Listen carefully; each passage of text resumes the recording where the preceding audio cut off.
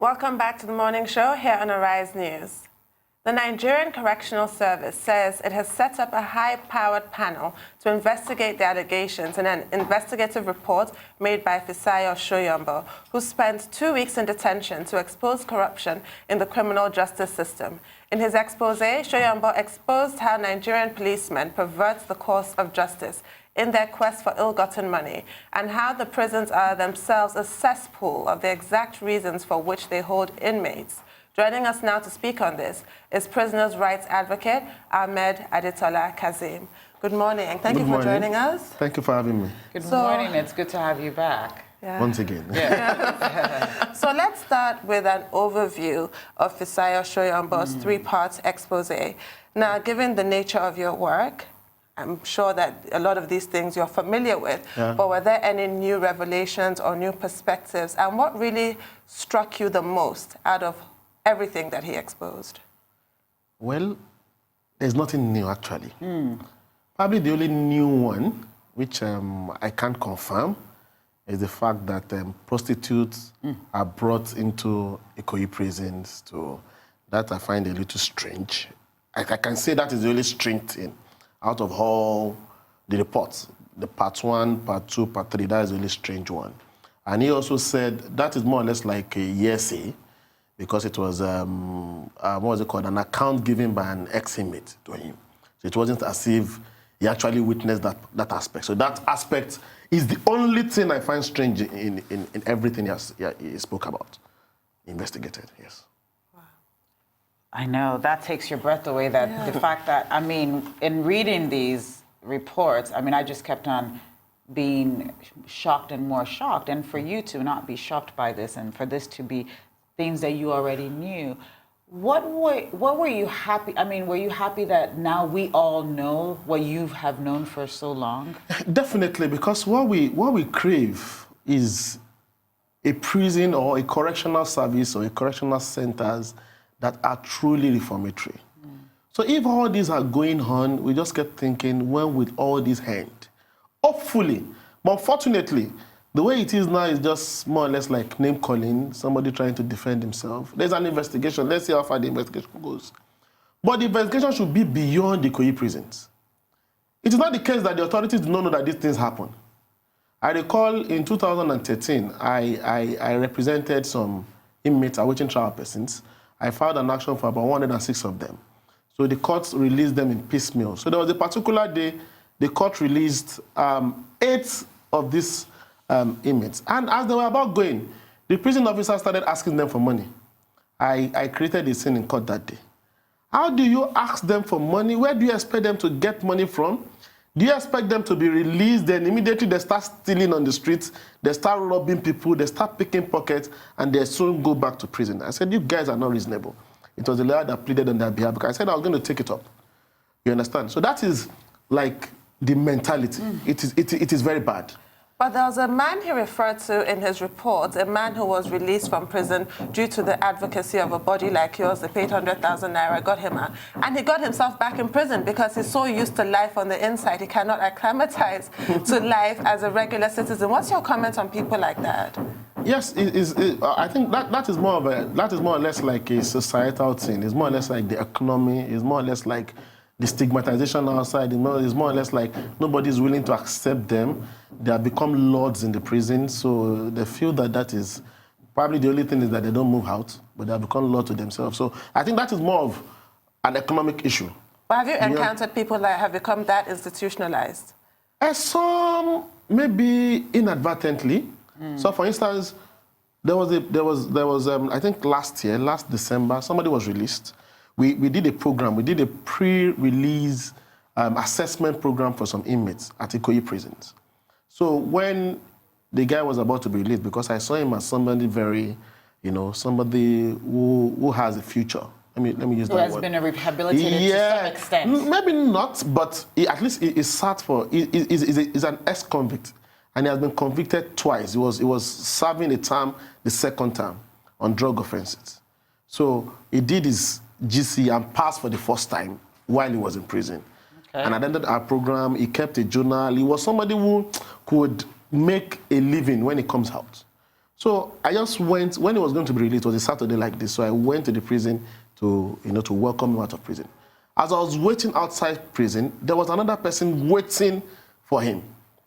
So after the encounter, I saw him going to the guy, later the guy left. So I asked him, who is that? He said, the guy was a cellmate, but the guy deals in cocaine. So on coming out of prison, they have come to accept him, to welcome him into their world, because he used to drill Indian hemp. You can't compare the two.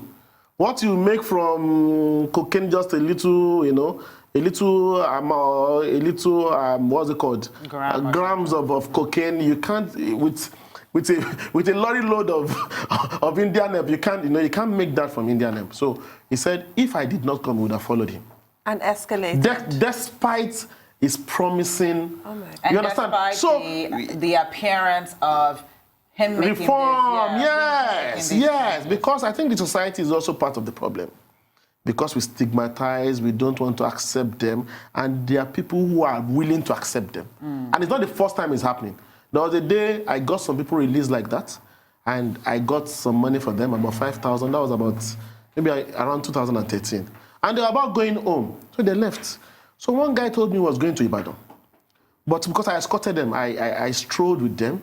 So at the junction where they were meant to depart, I just saw him going towards the right. And towards the right was through, if you know Bagada, around Charlie Boy.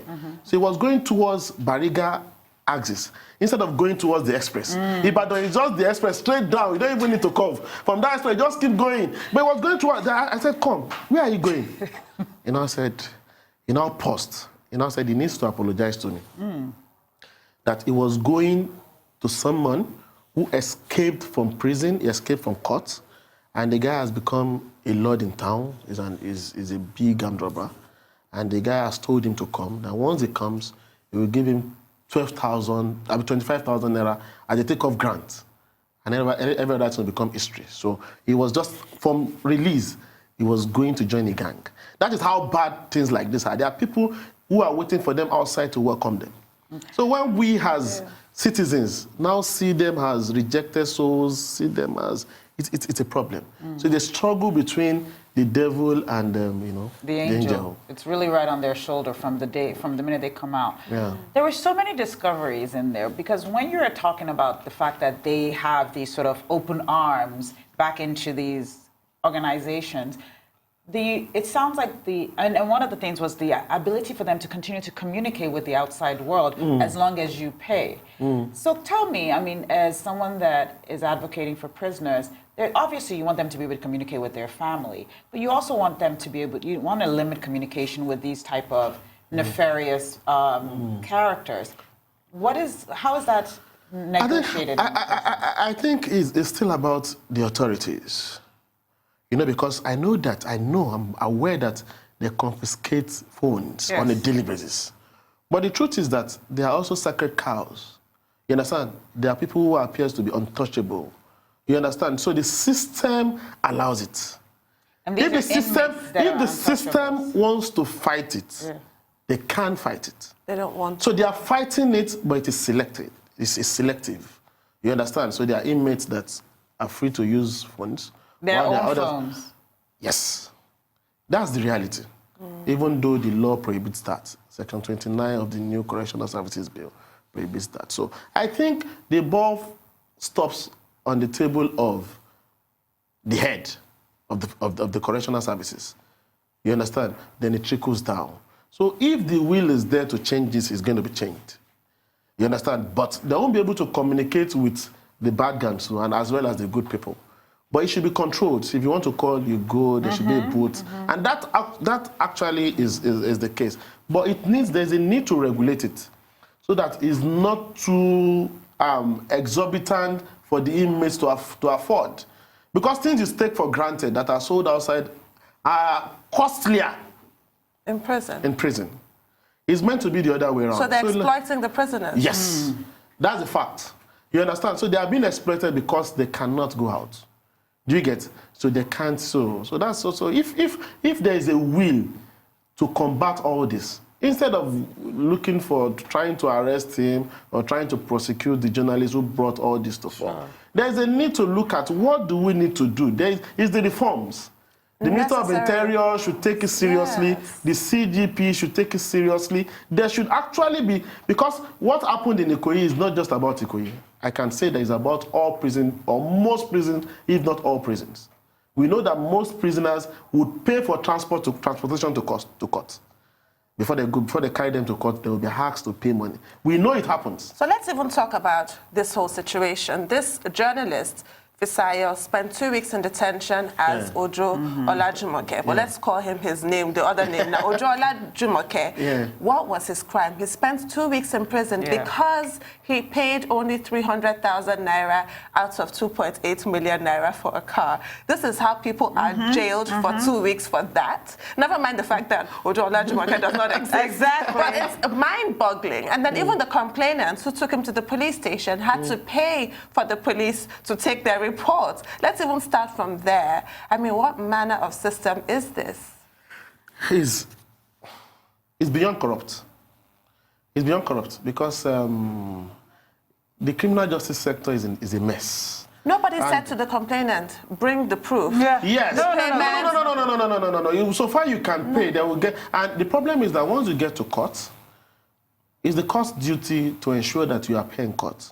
So you'll be granted bail. If you can't meet up with your bail immediately, then you have to go to prison. Yes. You understand? So there's little the court can do, except you are a known person and the court grants you bail on personal recognizance. There's little the court can do in that wise. Once you're there. You understand? Once you get to court, you understand, for a criminal matter, what the court can do is to grant you bail to be able to appear for your matter. If you are not able to fulfill the bail condition, then that is the problem. But unfortunately, the system is not even allowing people who can actually fulfill them to go. I've done cases where the guys they have everything they need to do, but they will still spend like 10 days in prison. Just for no reason. Just for no reason. Because the prosecutor would ask for money, the court staff would ask for money, people would ask for money for things they should do, and they will frustrate you if you do not pay them. You would languish in prison if you do not pay them. You understand? The prosecutors, very, very corrupt set of people. Very, very corrupt. Yeah, we're going to go on a break soon.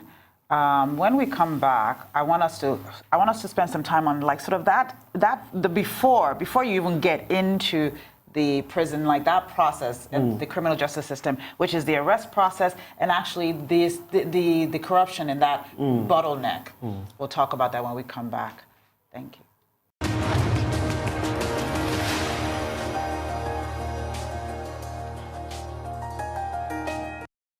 Welcome back to the morning show. We're still in our studio talking to prison rights advocate Ahmed Adetola Kazeem. Before we went on break, we started talking about sort of the way people are arrested and the way people are actually charged. No proof sometimes, just if you pay the police. Most times. But what I also wanted us to do was actually, so let's say, so someone pays, so now Ojo Olajumoke is now in prison. He's now been arrested. From that being arrested to being arraigned and then being detained, that also is fraught with so many bribes and corruptions along the way, according to his report. Tell us about that and what the people that you advocate for say about that process. Where do I even need to start from? Let me start from myself. A few weeks ago, a friend of mine took a family member to the airport. He was traveling to the US. So while he was coming, he stopped at the former Mobile station, now Ascon, along the Bagada-Urochokri Express. So it was early in the morning, around 6 o'clock. So he called me because I stay very close to that axis. He called me to join him. So I came. And some policemen just parked in front of us. So I asked them, what is our offense? What have we done? They said, no, we need to follow them to Alausa. For what reason? Okay, let's go. So when they saw how confident I was, while we were going on the express, they stopped and they came back. They keep coming, they keep stopping, they keep coming. And I said, take us to wherever you want to take us to. What have you committed? He said, didn't I see that there is a no parking, no... Things that did not exist. Assuming I wasn't confident and I hadn't told them I was a lawyer, I would have... That particular incident would have become a robbery incident. It can become anything. And that is how many people find themselves in prison. At least so far so good, I've ensured the release of over 200 persons. And I can tell you that more than 90% of them got to prison through things like this. They don't know how it happened. They just found themselves. They keep asking, why am I here? And their charges get exaggerated. Yes. It gets exaggerated, just like in ADVOCACY's case. Yes. You understand? So you get there, maybe for an alleged stealing, and if you cannot pay bribe to get yourself released, it becomes armed robbery. Yeah.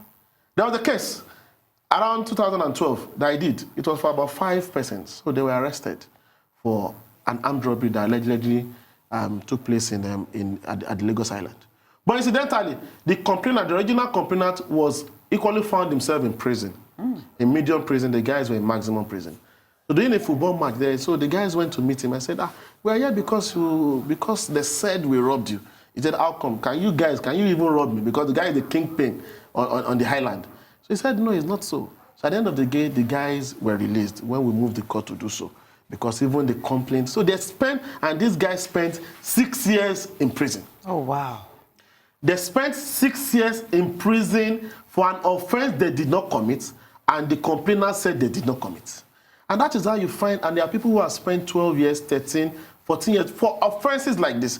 So there's also a huge, the courts are also a big place that transformation and reform has to happen. Yes. The courts, no, beyond the courts, from the police first, then the courts, because the court is like the gatehouse. Yes. Nobody gets to prison without going to the court or without going through the courts, whether through a warrant, whether through a remand warrant or whatever process. So the court is a gatekeeper, but I think the court is failing in its duties to ensure that is actually done.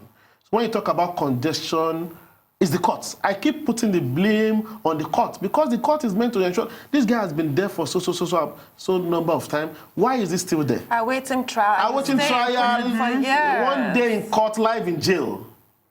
They never get to court afterwards. So a lot needs to be done. The police, we already know those ones are, they're right off. And now the focus is on the prisons.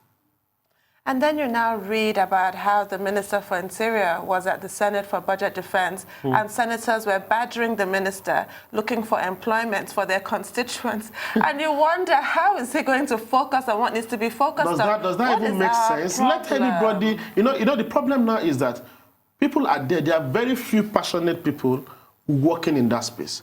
I know very young men who are passionate. But unfortunately, they're not even getting promoted. One of them was complaining to me that he was employed in 2011, and since he has not been promoted for once. And there are people who came in after him. And this guy is doing great. I don't want to talk about the things he's doing. In the correctional system. Yes, in the correctional service. But in the report, it says that people pay for appointments, people that are not qualified. Then the guy was like, oh, let me even call the guy back. It's time for them to get promoted so I can get some more money. It's ridiculous. I would have thought, like in the Senate now, the Minister of Defense of Interior shows up at a time like this when this Visayas report is out. Yeah. That is the first thing to be discussed. Yes. No, yes. they were talking about how, you need to increase the numbers of civil defense. Unfortunately, we are not even hearing from those who should hear from. Yes. Sincerely. It's almost like it didn't happen. We are not even hearing from those who should hear from. For instance, I respect Governor Rauf Aregbesola a lot. And I hope that it would address this issue as the Minister of Interior. I hope so. You understand? Though he has said, I know he wasn't, and he said by March next year or so that the prison would have been decongested. It's beyond decongesting. You understand? There are a lot of things that needs to be addressed. It's not as if there are too many people in prison. There are a lot of people who are meant to be in prison that are strolling on the street and in our Senate, in our House of Reps, and the like. Who should be there? But unfortunately, those who are not meant to be there are there. And they are not being properly catered for. You have about 3,000 persons in prison, and only about 300 persons are being engaged, whether in school, whether in the workshops. Yeah, there was that report about struggling to get on a mattress. Yeah. There was that report of even a death row person should condemn this food. You shouldn't even eat this food. No, definitely. They should be treated.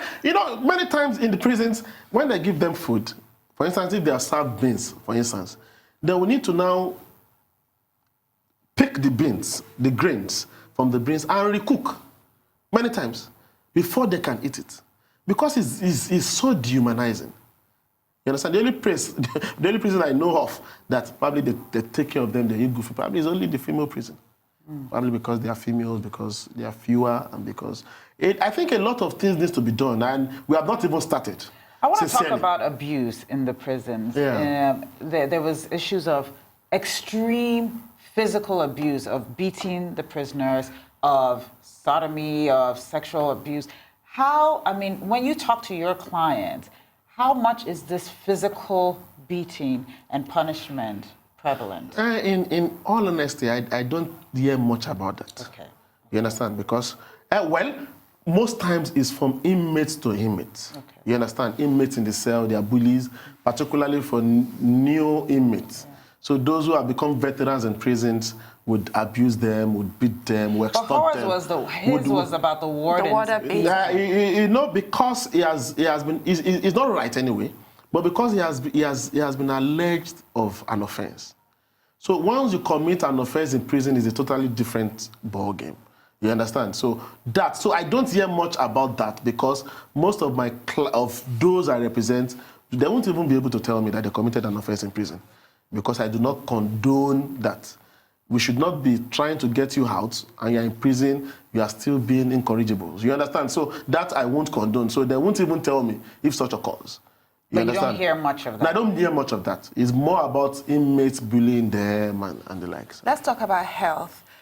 Mental health. One of the inmates had a mental episode and it was described in such detail. At no point did any warder try and help this person who was handcuffed somewhere, ranting. And also physical health with the awful food, the conditions, what he described, it reminded me, I haven't read that sort of description anywhere apart from slave ships that were taking slaves, people from Africa to be slaves in America. What about the health? Who looks after the health of prisoners? I think it's beyond, sometimes it's beyond the warders.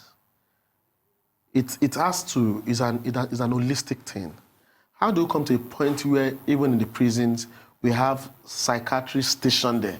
We have a psychiatric unit for all, because you know that some people are there for offenses they did not commit. They are there, so it's normal for them to feel things that happen outside. Maybe somebody's son is wedding, somebody's daughter, things that we take for granted outside, and he can't even go there. The dad is dead, he can't even bury the dad. You know, a lot of things, particularly when the person did not commit the offense. You know that, of course, for every sane person, it's going to affect you psychologically. So what is the government doing to ensure that the mental health of prisoners are adequately taken care of? So because you just have maybe one nurse, sometimes you don't even have doctors permanently stationed there. So the health facilities is also a mess. The reason why you don't even find even the issues or the challenges are this, it is minimal if I'll call it, at least compared to what should have been. It's because you find NGOs coming and then to do and provide supplementary stuff and services. So I think the government needs to take this seriously, and I hope that the Minister of Interior will see this, so that he understands the issue as a performing government that at least he did well in his own analysis. He's a former commissioner of Lagos State. Right. So I believe he should do more and not just scratch the surface. So the investigation the guys from the headquarters are doing, they should please spread it around and look at holistic, what is happening in all the prisons, and call those who know, those who are close to the grassroots. You don't need to keep deceiving yourself. Thank you so much. It's always such a pleasure to have you. Thank you very much. Thank you so much.